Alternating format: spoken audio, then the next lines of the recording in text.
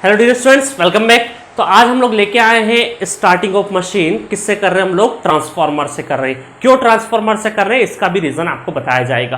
देखो, अगर मैं टाइम की बात करूँ कि कितने आवर्स का या कितने ड्यूरेशन का ये इलेक्ट्रिकल मशीन पूरा है, तो देखो आपने नेटवर्क में देखा होगा हम लोगों ने किस तरीके से आपका टाइम बचाया। क्वेश्चन लिखवाने में कोई भी टाइम नहीं गवाया हम लोगों ने। रिकॉर्डिंग स्टार्ट करने से पहले हम लोग क्वेश्चन लिख देते थे। आपको डायरेक्टली क्या होता है, इफेक्टिव आवर्स मिल रहे थे। तो जो भी आपको इफेक्टिव आवर्स 50 to 60 आवर्स जो मिला है वो क्या इफेक्टिव आवर्स है। अगर उसी को अगर हम लोग ऑफलाइन क्लास में देखें तो वो लगभग आपका 10 घंटा ऊपर मानिए। ठीक है, तो वैसे ही इलेक्ट्रिकल मशीन्स में भी आपका कम से कम टाइम वेस्ट हो। आप जो भी वीडियो देखो, इफेक्टिव देखो, क्वालिटी देखो, टाइम बचाओ। तो उस तरीके से अगर देखें तो इलेक्ट्रिकल मशीन का जो आवर्स है वो जाएगा 85 to 90 आवर्स। 85 to 90 आवर्स के बीच में जा सकते हैं, या फिर हम लोग बोल सकते हैं 80 to 90 आवर्स के बीच में जा सकता है, डिपेंडिंग ऑन द सिचुएशन। और उसमें भी ट्रांसफार्मर जो है, उसमें भी जो है ट्रांसफार्मर, तो ट्रांसफार्मर जाएगा लगभग ट्रांसफार्मर 25 प्लस ही जाएगा, 25 प्लस आवर्स जाएगा। क्यों जाएगा 25 प्लस आवर्स? देखो इधर इसका रीजन 25 to 30 भी जा सकता है, क्योंकि ट्रांसफार्मर का सिलेबस देखें तो सिलेबस आपका किससे रिलेटेड है? गेट पॉइंट ऑफ व्यू से हम लोगों ने सिलेबस देखा है, क्योंकि जो ईएससी का प्रीलिम्स है उसमें भी गेट का जो सिलेबस है उसी को ज्यादातर फॉलो किया जाता है। ठीक है, इक्का दुक्का क्वेश्चन इधर उधर से आता है, वो आप ऐसे भी देख सकते हो, वो भी चीजें मैं बता दूंगा। तो गेट और ईएससी पॉइंट ऑफ व्यू से मैंने सिलेबस रखा है, और उसमें देखे सिलेबस में कि नंबर 1 जो है introduction and basic laws and principle. इस वाले टॉपिक में मैं आपको पूरे फंडामेंटल्स बता जाऊंगा, जिसमें कि कैसे आइडिया आया होगा ट्रांसफार्मर का, सबसे पहले कैसे इंप्लीमेंटेशन हुआ, आइडियाज के बाद लॉस, और जो भी फिजिकल हमारे पास जो पहले ऑलरेडी एग्जिस्टेड मैथमेटिक्स था उसको किस तरीके से यूज किया, और बेसिक लॉज एंड प्रिंसिपल को फॉलो करते हुए हम लोगों ने कैसे एक मशीन की कल्पना करी, कैसे ट्रांसफार्मर की कल्पना करी। किसी ने तो पहली बार सोचा होगा ट्रांसफार्मर कैसा बनना चाहिए या कैसा एप्लीकेशन होना चाहिए, उसको फुलफिल करने के लिए कैसी मशीन बनना चाहिए, ये सब सोचा होगा। ये सारी इंफॉर्मेशन में आपको historical reasons, actual story, scientist का, ये सब कुछ किसमें कवर करूंगा? फर्स्ट नंबर में। सेकंड नंबर पे आएंगे जब सारे लॉज वगैरह पढ़ लेंगे तो कंस्ट्रक्शन पाएंगे कि ट्रांसफार्मर का कंस्ट्रक्शन कैसा होना चाहिए।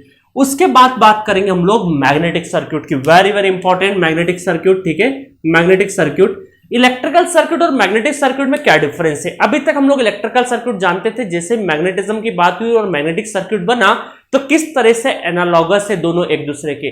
तो हम लोग ये इलेक्ट्रिकल सर्किट और मैग्नेटिक सर्किट का एनालॉगस देखेंगे और डिटेल वर्जन देखेंगे मैग्नेटिक सर्किट का। ठीक है, और यहां से अब एक एक क्वेश्चन आने लगा है अभी अपकमिंग गेट्स में। तो गेट के अब एग्जाम में देखा जाए 2016 के बाद जो सिलेबस चेंज हुआ उसके बाद से मैग्नेटिक सर्किट से एक एक क्वेश्चन आता है हर साल। ठीक है, इसलिए भी बहुत इंपॉर्टेंट होता है ये। उसके बाद आते हैं हम लोग 4th नंबर पे आइडियल ट्रांसफार्मर। हम लोग सबसे पहले कोई भी चीज बनाते हैं कि आइडियल कल्पना करते हैं। अभी जैसे गेट में रैंक लाना है हमें, तो गेट में रैंक लाना हम बोलते हैं कि चलो ये वाला चीज टॉपिक कर लेंगे, वो कर लेंगे, वो कर लेंगे, उसके बाद हम लोग रैंक लेके आ जाएंगे। दैट इज आइडियल कल्पना, हमारे आइडियल इमेजिनेशन है कि हम लोगों ने आइडियली इमेज किया है कि सब कुछ अच्छा होगा, बट उसके बीच में फेस्टिवल्स भी होंगे, कुछ हर्डल्स भी होंगे, किसी दिन बीमार भी पड़ेंगे। तो ये सब क्या है? प्रैक्टिकलिटीज है। तो हम लोग क्या करेंगे, सबसे पहले आइडियल मशीन की, आइडियल ट्रांसफार्मर की बात करेंगे जिसमें कुछ भी खराबी नहीं है, सब कुछ अच्छा, सब कुछ अच्छा। ठीक है, और उसके बाद 1 by 1 प्रैक्टिकलिटीज जितनी भी होती है, प्रैक्टिकलिटीज जो भी हर्डल्स आते हैं वो सारी की सारी हम लोग मिक्स करते जाएंगे। उसके बाद देखेंगे 6th नंबर है magnetic characteristics and hysteresis losses. तो हमें पता चलेगा कि कोई भी मटेरियल है मैग्नेटिक मटेरियल, तो उसके अंदर क्या होता है? हिस्टेरिसिस लॉस होता है। तो उसके बारे में डिटेल वर्जन देखेंगे। अगेन इंपॉर्टेंट, यहां से न्यूमेरिकल सेक्शन है, यहां से भी क्वेश्चन मैं बताते जा रहा हूं क्वेश्चन कहां से आते हैं। ठीक है, क्वेश्चन सेक्शन है। उसके बाद बात करें एडी करंट लॉसेस की, फिर एक और चीज आएगी, ये मैग्नेटिक नेचर है, ये क्या है? इलेक्ट्रिक नेचर है मैग्नेटिक मटेरियल का। ठीक है, मैग्नेटिक मटेरियल का magnetic nature, hysteresis losses, electrical nature, eddy current losses. उसके बाद बात करते हैं leakage flux and it's modelling. Leakage क्या होता है? लिंकेज का नाम सुना होगा, लीकेज का नाम आप पहली बार सुन रहे थे। लीकेज क्या होता है? जैसे पाइप में से कई बार पानी लीक हो जाता है कि नहीं, लीकेज बोलते हैं हम लोग कहीं ना कहीं घरों में, तो वही लीकेज फ्लक्स का लीकेज है। ठीक है, देखेंगे फ्लक्स का लीकेज कैसे होता है। नेक्स्ट चले अगर हम लोग, तो ये सब आइडियल, देखो यहां पे हम लोगों ने आइडियल सीखा, आइडियल ट्रांसफार्मर सीखा, ये सारी 5, 6, 7 ये 3-4 प्रैक्टिकलिटीज मिक्स करी हम लोगों ने। उसके बाद हम लोग किस पे आए? उसके बाद हम लोग आए प्रैक्टिकल ट्रांसफार्मर पे। किस पे आ गए हम लोग? प्रैक्टिकल ट्रांसफॉर्मर पे आ गए। तो practical transformer and exact circuit and it's phasor analysis, या ठीक है। तो हम लोग यहां पे ट्रांसफॉर्मर का एक प्रैक्टिकल ट्रांसफॉर्मर बना चुके हैं।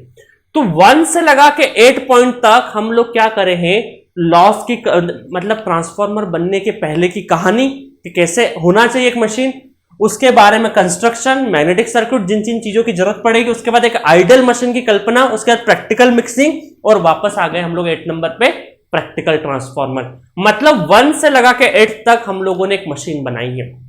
ठीक है गाइस, अब देखो क्या होता है, ये नंबर ऑफ आवर्स इसलिए भी ज्यादा हो जाते हैं ट्रांसफार्मर में कि ये जो मैग्नेटिक सर्किट, बेसिक लॉस, ये सारे के सारे थ्रू आउट इलेक्ट्रिकल मशीन सब सेम रहेगा।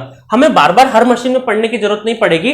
ट्रांसफार्मर पहला मशीन पढ़ रहे हैं, इस वजह से बहुत सारी बेसिक चीजें जो कि आइडियल मशीन में होना चाहिए या किसी मशीन में पढ़ना चाहिए, लॉस, प्रिंसिपल, ये सारी की सारी मैग्नेटिक सर्किट, बार बार मैग्नेटिक सर्किट हर मशीन में थोड़ी पढ़ाएंगे, but her machine magnetic element, magnetic material से ही बनेगा।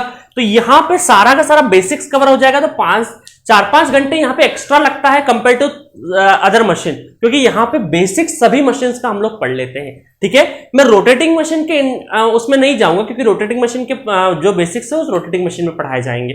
अब चलो देखें कि 1 से 8 तक जब हमारा ट्रांसफार्मर बन के रेडी हो चुका है, अब इसकी टेस्टिंग की बारी आती है। तो 9th नंबर पे आता है उसमें open circuit test and short circuit test. इसमें एक और टेस्ट होता है, दैट इज संपनर टेस्ट। उसके बारे में मैं एक ब्रीफ आइडिया आपको जरूर दूंगा संपनर टेस्ट के बारे में। मैंने सिलेबस में नहीं लिखा क्योंकि सिलेबस के हिसाब से बहुत ज्यादा इंपॉर्टेंट नहीं है वो हमारे गेट सिलेबस के। ईएससी में जरूर एक आध क्वेश्चन आता है, तो संपनर टेस्ट को मैं यहां पे लिखा नहीं हूं, बाकी मैं संपनर टेस्ट के बारे में बताऊंगा जरूर। ठीक है, नेक्स्ट देखें अगर per unit system and transformer rating. Transformer का रेटिंग किससे डिसाइड करेंगे, पर यूनिट सिस्टम क्या है, सारा का सारा हम लोग यहाँ पे देखेंगे। उसके बाद देखें अगर 11th नंबर पे वोल्टेज रेगुलेशन, कि वोल्टेज रेगुलेशन कैसा होना चाहिए। ठीक है, क्या होता है सब बाद में बात करेंगे। 12th नंबर पे losses and efficiency, most important parameters है रेगुलेशन एंड इफिशियंसी। ठीक है, तो ये दो पैरामीटर हमें बहुत पता होना चाहिए कि ट्रांसफार्मर एक अच्छा ट्रांसफार्मर है या खराब ट्रांसफार्मर है। किससे पता चलेगा हमें, इफिशियंसी से और वोल्टेज रेगुलेशन से।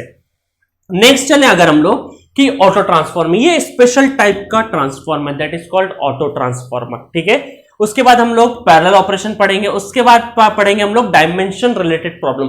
कुछ डायमेंशन बेसिस प्रॉब्लम्स होती है, उनको मैंने कहा यहां कवर कर दिया है। ठीक है, कुछ मिसलेनियस पॉइंट भी है, वो भी मैंने यहां पे कवर कर दिए। तो इस तरीके से सिंगल फेज ट्रांसफार्मर ये कंप्लीट होता है। तो 1 से 8 तक हम लोगों ने एक मशीन बनाई और 9 से 15 तक उस मशीन के ऊपर हम लोगों ने सारे एनालिसिस करे, सारे पैरामीटर्स के बारे में जाना। तो ये हमारा सिंगल फेज ट्रांसफार्मर हो गया। नेक्स्ट चलते हैं 3 फेज ट्रांसफार्मर की तरफ। तो 3 फेज ट्रांसफार्मर में नंबर 1 क्या आएगा, वापस से कंस्ट्रक्शन, बेसिक लॉस वगैरह कुछ नहीं बदलेगा। ठीक है, कंस्ट्रक्शन, और इसमें आ जाएगा phasor group. Very very important कि यहां पे फेजर ग्रुप क्या होते हैं, यहां पे बहुत स्टूडेंट्स को दिक्कत होता है। मैं गारंटी दे रहा हूं, एक बार अगर फेजर ग्रुप पढ़ लोगे मुझसे, कभी नहीं भूलोगे लाइफ में। ठीक है, उसके बाद हार्मोनिक एनालिसिस, ये ईएससी के लिए इंपॉर्टेंट है, गेट के लिए इंपॉर्टेंट नहीं है हार्मोनिक एनालिसिस। ठीक है, गेट में बहुत ज्यादा हार्मोनिक एनालिसिस के बारे में इंफॉर्मेशन नहीं पूछी जाती। ईएससी में इक्का दुक्का पॉइंट जो ऑब्जेक्टिव बेस्ड क्वेश्चन बनते हैं वो सारा देखेंगे, बाकी मैं डिटेल वर्जन बताऊंगा आपको हार्मोनिक एनालिसिस का। नेक्स्ट चलते 3 phase connection, star delta connection कैसे होते हैं ट्रांसफार्मर में, वाइंडिंग कनेक्शन, वो सारे का सारा हम लोग कंस्ट्रक्शन में देखेंगे। उसके बाद एक ट्रांसफार्मर आता है, special type of transformer, 3 winding transformer. यहां से भी क्वेश्चंस आते हैं पिछले 2-1 सालों में, मतलब पिछले 4 साल का पेपर उठा है तो उसमें 1 या 2 बार यहां से क्वेश्चन आया है। ठीक है, तो देखो अब क्या इंपॉर्टेंट है इसमें, यहां पे इंपॉर्टेंट है मैग्नेटिक सर्किट। मैं मैग्नेटिक सर्किट को 3 स्टार दूंगा। ठीक है, उसके बाद हिस्टेरिसिस लॉसेस में यहां से क्वेश्चन आते हैं, 4 स्टार दूंगा मैं इसको। एडी करंट को भी 4 स्टार दूंगा, 4 स्टार, एडी करंट 4 स्टार। उसके बाद मैं किसकी बात करूंगा यहां से, ये 4 स्टार, और किसको मिलेगा, रेगुलेशन पर यूनिट 4 स्टार, सब 4 स्टार, ये भी हमारा 4 स्टार। सबसे क्वेश्चन आने की पॉसिबिलिटी है 4 स्टार। इफिशियंसी लॉसेस, ये भी 4 स्टार। ऑटो ट्रांसफार्मर अगेन, इसको हम लोग क्या बोल सकते हैं, 4 स्टार दे सकते हैं। पैरेलल ऑपरेशन को मैं 4 स्टार नहीं दूंगा, इसको मैं दे दूंगा 2 स्टार, क्योंकि यहां से क्वेश्चंस पूछते थोड़े से कम है। ठीक है, डायमेंशन रिलेटेड प्रॉब्लम वापस से 1 स्टार, कभी कभी बार क्वेश्चन आता है यहां से। उसके बाद यहां से 3 फेज फेजर ग्रुप या इन दोनों से एक क्वेश्चन जरूर आता है, कंस्ट्रक्शन से नहीं आता है। हार्मोनिक्स तो नहीं बोलूंगा मैं, ये कनेक्शन, थ्री फेज कनेक्शन या कनेक्शन से क्वेश्चन आता है। फेज ग्रुप से भी काफी लंबे टाइम से ऐसा कोई क्वेश्चन नहीं आया डायरेक्टली पूछा हुआ, बट कनेक्शन से आपको क्वेश्चन आता है और इसको मैं वापस 3 स्टार दे दूंगा, 3 वाइंडिंग ट्रांसफार्मर। तो इस तरीके से जो जो न्यूमेरिकल सेक्शन है वो यहाँ पे बहुत ज्यादा है। मतलब कि अगर इसमें क्या पूछा जाए कि 5 नंबर का अगर सपोज करो ट्रांसफार्मर आता है तो उसमें 3 नंबर कहां से आएगा, सिंगल फेज से आएगा, और 2 नंबर का कहां से आएगा। अगर 5 नंबर की पॉसिबिलिटी है, अब डिपेंडिंग ऑन द पेपर 4 बनता है, 5 बनता है, 6 बनता है, डिपेंडिंग ऑन द सिचुएशन। तो हम क्या बोल सकते हैं कि यहां से एक क्वेश्चन जो आएगा 2 नंबर का, और यहां से हो सकता है 2 क्वेश्चन आ जाए पूरे हिस्से ना, 2 क्वेश्चन आ जाए जो रखता है 3 मार्क्स। तो इस तरीके से आपके 3 + 2 कितना हो गया, 5 मार्क्स का वेटेज होता है पूरे ट्रांसफार्मर से। आपको बहुत अच्छे मैनर में, अच्छे सिस्टमेटिक मैनर में मैंने ये डिजाइन किया है आपका सिलेबस, ठीक है। एक्चुअली क्या होता है मशीन में ये दिक्कत हो जाता है कि कौन सी चीज पढ़ाना, कौन सी नहीं पढ़ाना, कौन सी एग्जाम से रिलेटेड है। इसके लिए आपको बहुत एक्सपीरियंस चाहिए कि कौन से क्वेश्चन किस तरह से पूछे जाते हैं, ठीक है। मैं आपको वो चीज भी बताऊंगा किस तरह से आपको क्वेश्चन पूछे हैं और किस तरह से आने की संभावना है। मैं हर बार मैं कुछ ना कुछ क्वेश्चंस पे गेस लगाता हूं और वो क्वेश्चन हर बार सही होते हैं, ठीक है। तो ये मैं कोई तुक्का नहीं मारता हूं, ये पूरे प्रीवियस ईयर का एक ट्रेंड देखता हूं जहां से क्वेश्चंस पूछे जाते हैं, उसके हिसाब से मैं आपको हर एक टॉपिक में बताते जाऊंगा कि यहां से इस बार की पॉसिबिलिटी मुझे लग रही है, और ज्यादातर टाइम वो फिक्स भी बैठती है। तो चलिए स्टार्ट करते हैं हम लोग 1 बाय 1 सारी चीजें, और लगे रहिए मुझसे। 25 to 30 आवर्स में हम लोग ट्रांसफार्मर खत्म करते हैं जल्दी से, और जल्दी जल्दी इलेक्ट्रिकल मशीन की चारों मशीन खत्म करते हैं गेट के हिसाब से और स्पेशल मशीन ESC के हिसाब से। तो स्टार्ट करते हैं हमारा topic number 1, introduction and basic loss, ठीक है गाइस। ओके, जब तक आप बने रहिए।